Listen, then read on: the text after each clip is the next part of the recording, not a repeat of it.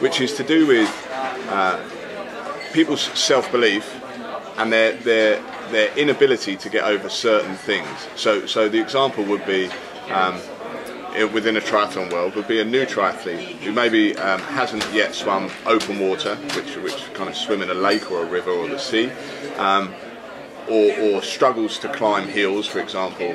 And then when I meet those guys, they regularly hold on to the fact that I can't swim open water or I can't climb on the bike. Whereas I know physically, from a physical point of view, those guys are more than capable of doing those things. But the repetitive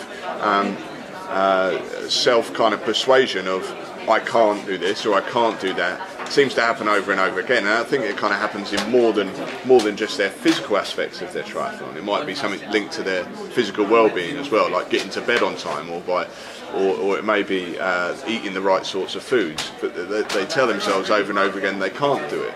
What would be your strategy for helping people or helping people to overcome those limiting self-beliefs?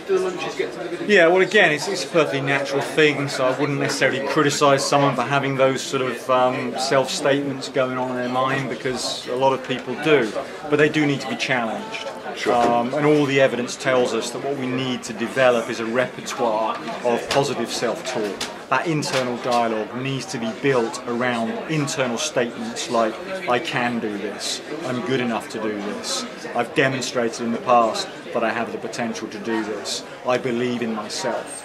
So what we need to help someone do is acknowledge that these don'ts and can'ts kind of statements don't help.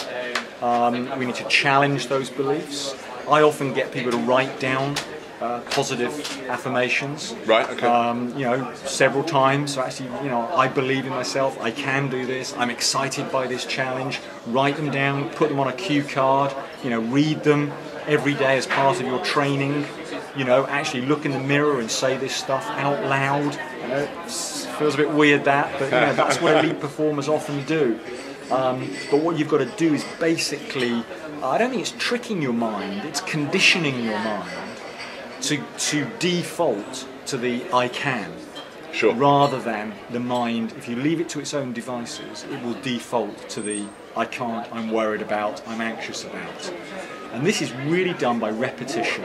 You know, find 3, 4, 5 positive affirmations that really work for you and make you feel good, and then you repeat them over and over and over and over again. Absolutely. And you're conditioning your mind. That's your default response. And you can take that into a race situation. When you come to a difficult period in a race, rather than your mind defaulting to I'm not sure about this, can I do it? The mind defaults to I know I can do this, I've done the training, I'm ready for this, I'm excited by this, come on. Great, lovely. And that would be also surrounding yourself with other people as well who also believe that and who tell you that regularly, because the internal dialogue is one thing, but then you need to have a kind of a positive kind of framework of people who also believe that about you as well, right? Does that go a long way to helping? Absolutely. I mean, this whole thing about being in an environment which is populated by people who bring positive energy, as opposed to populated by people who sap the energy out of the environment. I mean, that's true not just in sport, it's true in the business world, in life in general. If you surround yourself by people, with people who are optimistic and are positive and supportive and encouraging and Sure. bring that you know, upbeat energy, that will rub off on you. If you are surrounded by people who are moaning and groaning and always seeing the glass half empty, that's going to rub off on you.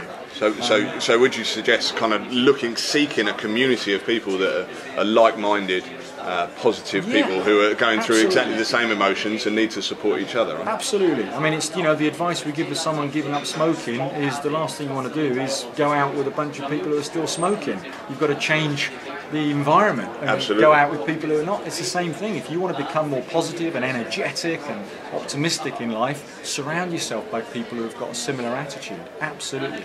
Not just true for sport, that's life in general.